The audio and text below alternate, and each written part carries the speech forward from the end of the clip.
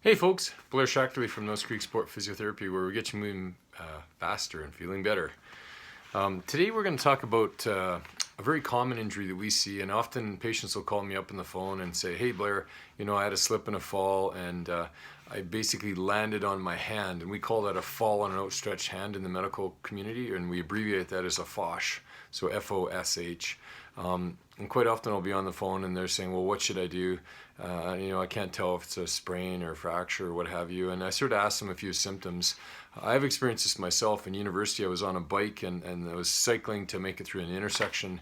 As the light was changing, the chain on the bike broke and I kind of was flying through the air like Superman. The bike literally went backwards. I was going to hit my head, so I put my hand out to protect my head, and my wrist hyperextended and ended up breaking my wrist. But at the time, the road rash hurt way more than the actual wrist fracture did, and it wasn't until about 6 hours later, after I kind of tidied up all the road rash and got it cleaned up, that I noticed my wrist was still throbbing.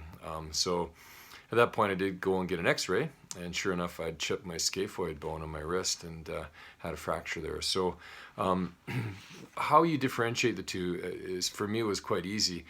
The one symptom that really stands out for me with a fracture and with the fractured wrist that I had was that it was an unrelenting, constant pounding type pain, no matter what position the wrist was in. And it did hurt to kind of move the wrist as well. Whereas when you have a sprain, usually the pain is more when you move the joint, but if it's in a nice resting position, that pain will usually subside a little bit. So that's a real big difference I found with a fracture versus a sprain.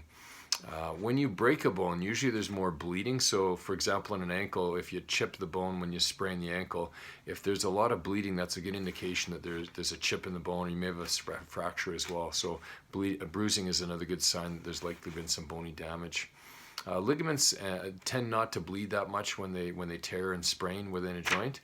Muscles may tear and bleed a little bit more, but certainly ligaments is a lot less. So those are kind of some differentiations. Other ones that you can look at is generally, a fracture, there's a sudden impact for sure, whereas a sprain, it might not be a sudden impact. It might be more of a gradual stretching motion that caused the problem. You may or may not hear a click or a pop with a fracture. Certainly your range of motion will change in that wrist. You'll get some numbness typically. And again, there's that unrelenting pain. Whereas again, wrist sprain, you're looking at that more mechanical pain. So when you move it, you're going to get more pain. There may be some redness, some warmth to the joint as well. There's often that, like I say before, intermittent pain, not constant pain. But when in doubt, I always jokingly say to my patients, I don't have x-ray vision, so go to your doctor, get an x-ray to rule that out, because it does change the way we're going to manage you. And the last thing we want is to be rehabilitating somebody with a fracture and making that fracture worse. So it's always better to err on the safe side.